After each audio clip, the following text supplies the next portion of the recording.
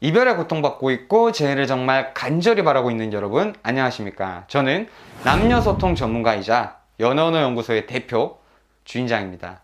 자, 우리가 저번 시간까지 재회의 원리들과 기다려야 하는 이유들, 그리고 재접근 시기를 잡는 법과 재접근 개념에 대해서 배워보았습니다. 자, 그렇다면 이제 우리가 상대방과 그토록 기다렸던, 다시 상대방과 마주했을 때 우리가 어떻게 대처를 해야 되는지에 대해서 한번 배워보도록 하겠습니다. 자, 이번 8강의 주제는 바로 다시 마주한 연인 대처법이 되겠습니다. 자, 제가 여러분 저번 강의에서도 이 수능 관성 확장이라는 개념에 대해서 굉장히 강조를 했었죠. 자, 여러분 제가 저번 강의에 막바지에서도 여러분 강조를 했지만요, 이번 강의에서도 역시 이 수능 관성의 개념에 대해서 얘기를 안 하고 넘어갈 수가 없는데요. 자, 상대방과 우리가 마주했습니다.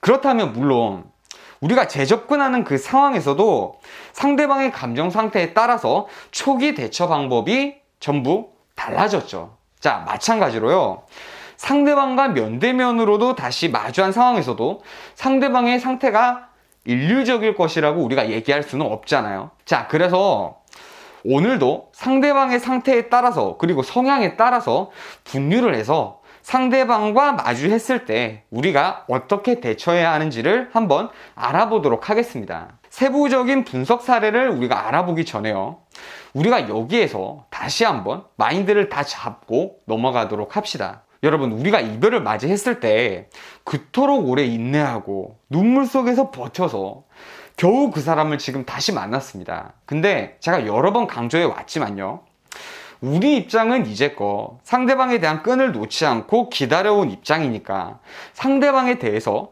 굉장히 이성적인 감정이 강하고 아련한 감정, 그리고 애틋한 감정, 이런 것들을 가지고 있을 수 있지만요, 상대방 입장에서는요, 아예 우리와의 끈을 놓고 생각을 안 하고 있다가 어느 순간에 어쩌다 보니까 이 사람이랑 다시 연락을 하고 있고, 뭐 어쩌다 보니까 얘기를 나누게 됐고, 어쩌다 보니까 지금 다시 마주하고 있는 그런 상태일 수도 있다라는 거죠. 상대방 입장에서는요, 아예 우리와의 끈을 놓고 살고 있다가 생각도 안 하고 있다가 어느 순간에 어쩌다 보니까 이 사람이랑 다시 연락을 하고 있고, 어쩌다 얘기를 나누다 보니까 뭔가 예전 같지 않고, 예전에 내가 이별했던 그 사람이긴 한데 뭔가 새로운 자극에 힘입어서 어쩌다 보니까 정말 우리랑 마주하고 있는 것이란 말이죠. 자, 여러분, 우리에겐 다시 만난 상대방에 대한 감정이 불타오르고 애틋한 감정일 수 여러분 있지만요, 상대방 입장에서는요, 어떤 감정 레벨로 우리와 마주하고 있는지를 우리가 지금 모른다는 겁니다.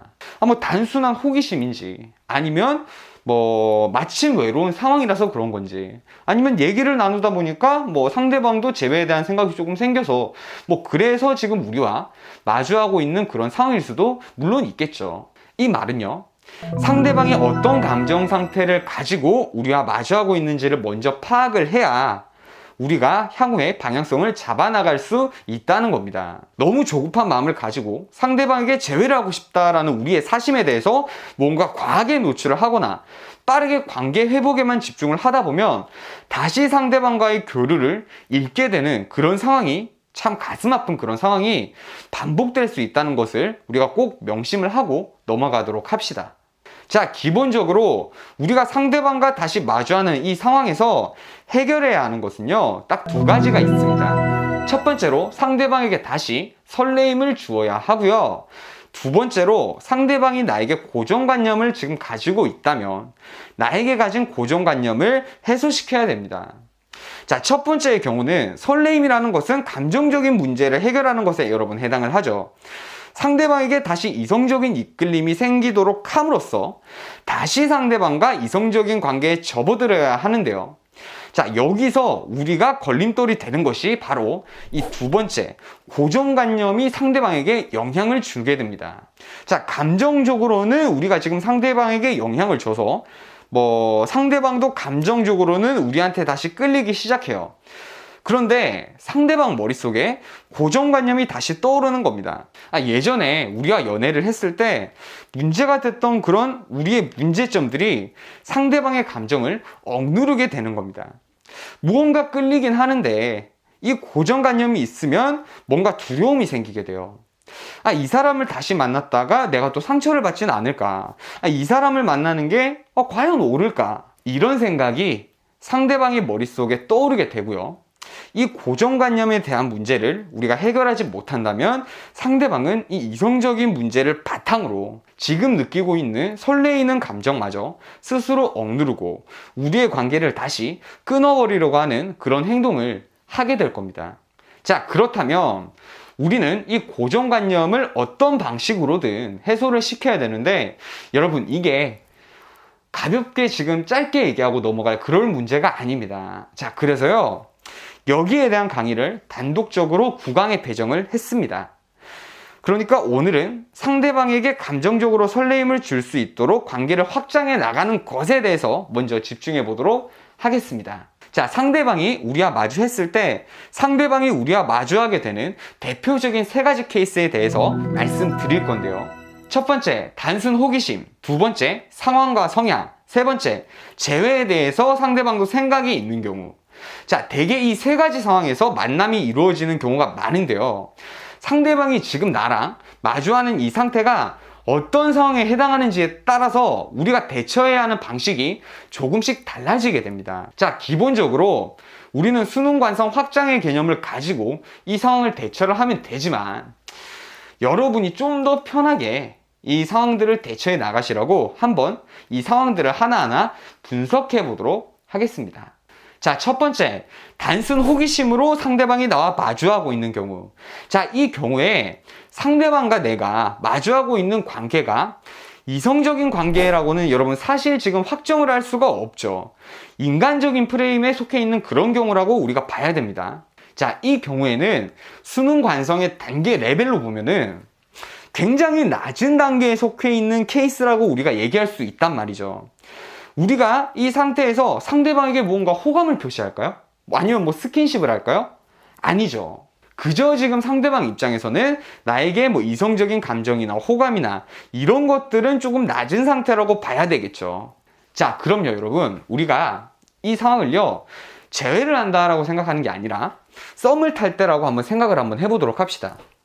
우리가 누군가와 번호를 교환을 하거나 소개를 받고 처음 마주했습니다. 그럼 우리가 이 상대방이랑 곧바로 이성적인 얘기부터 하나요? 아니죠. 이 단계에서 우리가 어떤 사람인지를 먼저 보여주고 소통을 하고 상대방에 대해서 파악을 하는 그런 행동들과 교류를 하죠, 상대방과. 자, 근데 지금 우리가 실제로 상대방이랑 지금 처음 마주하고 있는 그런 입장은 여러분 사실 아니죠. 자, 그래서요, 상대방에게 뭔가 소개팅처럼 뭐 표면적인 대화, 썸 탈 때처럼 그런 대화는 할 때가 아니라는 겁니다. 자, 이 표면적인 질문이라는 것은요, 뭐 이런 걸 의미합니다. 뭐 어떤 음식 좋아하세요? 뭐 어떤 커피 좋아하세요? 뭐 어떤 일 하세요?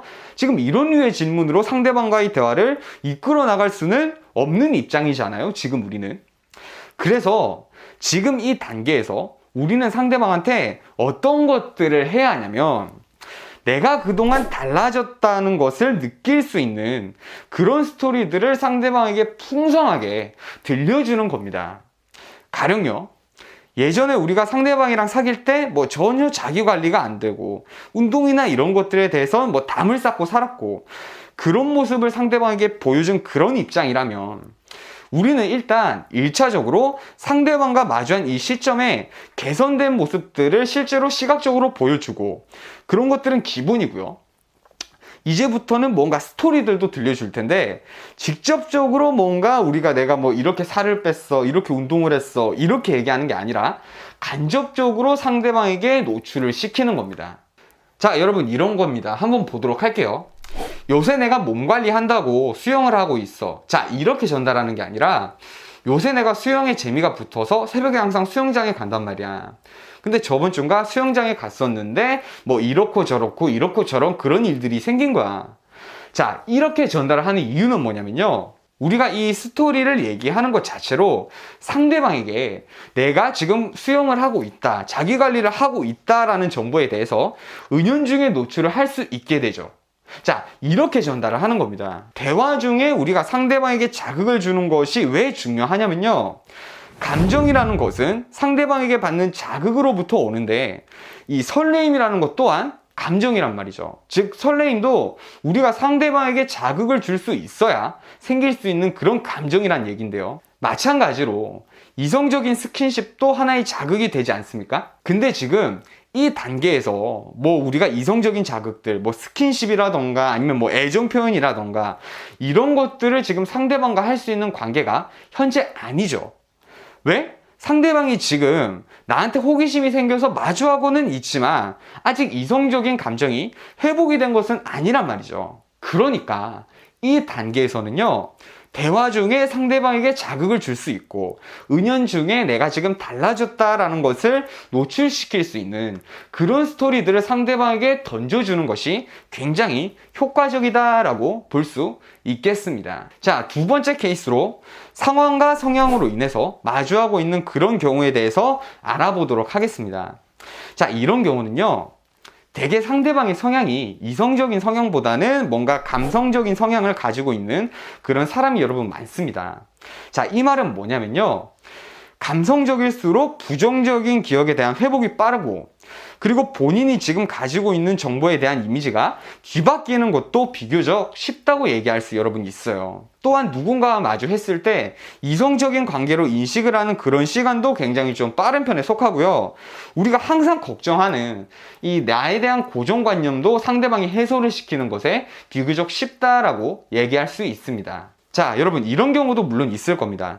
상대방이 이성적인 성향이지만 뭐 외로움이 요새 좀 강하게 느껴져서 우리랑 마주하고 있을 수도 있는데, 여러분, 이 케이스는 왜 우리가 고려를 하지 않냐면요, 사실 이 상황은요, 우리가 앞에서 얘기한 단순 호기심 상황과 굉장히 유사합니다. 그래서 대처 방법도 유사하다라고 볼 수 있어서 이 두 번째 케이스에서는요, 상대방이 감정적이다라는 것을 전제로 두고 얘기를 이어나가 보도록 하겠습니다.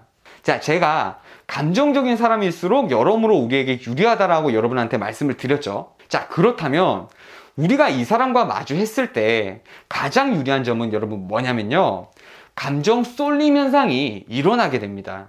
자, 여기서 제가 얘기하는 감정 쏠림 현상이라는 건요, 사람이 감정적일수록요, 일반적으로 자제력이 굉장히 약합니다. 이성적으로 합리적으로 뭔가를 사고하지 않고 본능에 굉장히 약하고 본인이 감정적으로 끌리는 것에 대해서 쉽게 선택을 하려고 하게 될 겁니다. 자, 그러다 보니까 우리가 상대방에게 이성적이고 설렐 수 있는 몇 가지 행동을 취했을 때 상대방이 쉽게 우리에게 다시 마음을 열게 될 가능성이 비교적 높아지게 됩니다. 자, 여러분, 이런 경우에는요, 너무 오랜 시간 인간 대 인간, 사람 대 사람, 이 관계를 유지해서는 여러분 안 됩니다. 왜냐하면 감정 쏠림 현상이라는 게요, 단순히 좋은 방향으로만 적용이 되는 것은 아닙니다. 그래서 이 사람이 우리랑 만났을 때 우리를 이성으로 인식을 하지 않으면요, 그 사람이 두 번 다시는 우리를 만나지 않을 그럴 가능성도 생기게 되는 것이죠.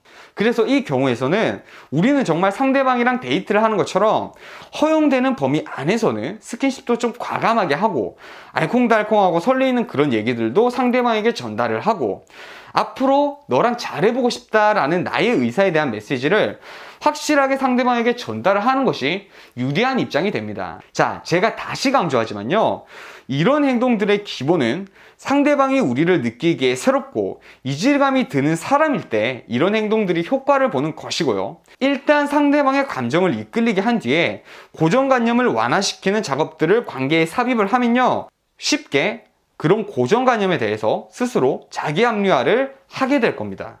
자, 세 번째 경우, 상대방 또한 재회에 대해서 어느 정도 생각이 있는 경우. 자, 이 경우는 우리가 상황보다는 상대방의 성향에 대해서 생각을 좀 깊게 해봐야 되는데요, 참 다양한 성향들이 여러분 있지만요, 우리가 이 성향들을 다 따져볼 수는 여러분 사실 없으니까 쉽게 이성적인 성향과 감성적인 성향에 따라 한번 분류를 해보도록 하겠습니다. 자, 일단 상황을 한번 보면요, 상대방 또한 재회에 대해서 어느 정도 생각을 하고 있다는 것 자체로 이미 관계의 시작 자체가 인간적인 프레임이라고 얘기할 수는 사실 없겠죠. 이미 뭔가 표면적으로는 인간적일 수 있겠지만요, 사실 그 안쪽에 느껴지는 기류는 뭔가 어색함, 나쁘지 않은 뭔가의 불편함, 이런 것들이 있을 거란 말이에요. 이런 느낌 자체가 이미 이성적인 관계라고 얘기할 수 있습니다. 자, 이 상황에서요, 여러분 감성적이라는 것은요, 우리가 앞에서 얘기한 두 번째 상황과 또 거의 동일해져요. 어떤 차이냐면 이 두 번째 케이스는요, 우리가 이성적인 관계로 접어들게 수능 관성을 확장시켜야 된다는 것이고, 이 경우는 이미 확장이 되어 있다는 것으로 인식을 하면 되겠습니다. 그러니까 사실 재회를 위해 마주하는 상황 중에서 가장 좋은 상황은 상대방도 나랑 재회할 생각이 있으면서 상대방이 감성적인 성향이라면 가장 쉽게 재회를 할 수 있게 여러분 되는 것이죠. 자, 근데요, 여러분, 상대방이 이성적인 성향일 때는 얘기가 좀 달라집니다. 물론 이성적인 성향의 사람도 감정이 아예 없는 게 아니기 때문에 감정은 어느 정도 불가항력이란 말이죠. 자기도 모르게 감정이 가고 재회에 대해서 생각이 나고 이런 건데, 이성적인 사람이 우리에겐 굉장히 좀 불리한 점이 하나 있는 게 뭐냐면요, 자, 여러분, 감정이라는 게요, 어느 정도 수준을 넘어가면요, 이것을 걷잡을 수가 없는데, 이 어느 정도 수준이 넘지 않으면요, 이성으로 어느 정도 감정을 억제할 수가 있습니다. 자, 이 능력이 평소에 이성적인 사람일수록 비교적 더 강하단 말이에요. 자, 여러분, 생각해 봅시다. 상대방도 우리에게 지금 어느 정도 새로운 설레임을 느끼고 있고 재회에 대해서 생각은 하고 있어요. 이건 감정에 해당하는 얘기죠. 자, 근데 머릿속에서 자꾸 옛날에 그 안 좋았던 생각과 고정관념이 떠오릅니다. 아, 뭔가 이 사람한테 다시 끌리기는 하는데, 아, 옛날처럼 그런 문제들과 상황들이 반복되면 어떡하지? 이런 생각이 상대방이 기초가 되는 겁니다. 그렇다면 우리가 지금 이 상황에서 상대방에게 해야 될 것은요, 감정적인 자극을 주는 것도 물론 중요하지만 상대방이 지금 현재 걱정하고 있는 부분에 대해서 우리가 먼저 해소를 시켜주는 것이 여기에서는 가장 중요한 그런 제1순위의 작업이 되겠습니다. 이 고정관념을 해체하는 작업은 이 다음 강의 9강에서 한 번 더 이 디테일하고 좀 더 밀도 있게 우리가 배워보도록 할 거고요. 결국 이 상황에서 상대방한테 필요한 것은요, 여러분, 확신입니다. 다른 확신이 아니라 상대방이 나와 다시 연애를 했을 때 상대방이 불안하고 불행하게 연애하지 않고 상대방이 행복할 수 있을 것이라는 확신이 들게 해주면 재회는 자연스럽게 이루어지는 겁니다. 자, 여러분, 우리가 오늘 이렇게 상대방과 다시 마주했을 때 어떻게 상대방에게 대처해야 하는지에 대해서 우리가 배워보았는데요. 여러분, 제일 중요한 건요, 상대방의 상태와 감정 상태를 파악을 하고 우리의 입장이 우선시 되는 게 아니라 상대방의 입장을 최우선적으로 우리가 고려를 해서 거기에 알맞는 대처들을 해나가는 겁니다. 항상 여러분이 아니라 상대방 중심으로 사고를 해야 우리가 상대방이 어떤 것을 원하는지를 알 수 있는 겁니다. 자, 여러분, 저는 남녀소통 전문가이자 연애언어연구소의 대표 주인장이었고요. 다음 시간에 뵙도록 하겠습니다.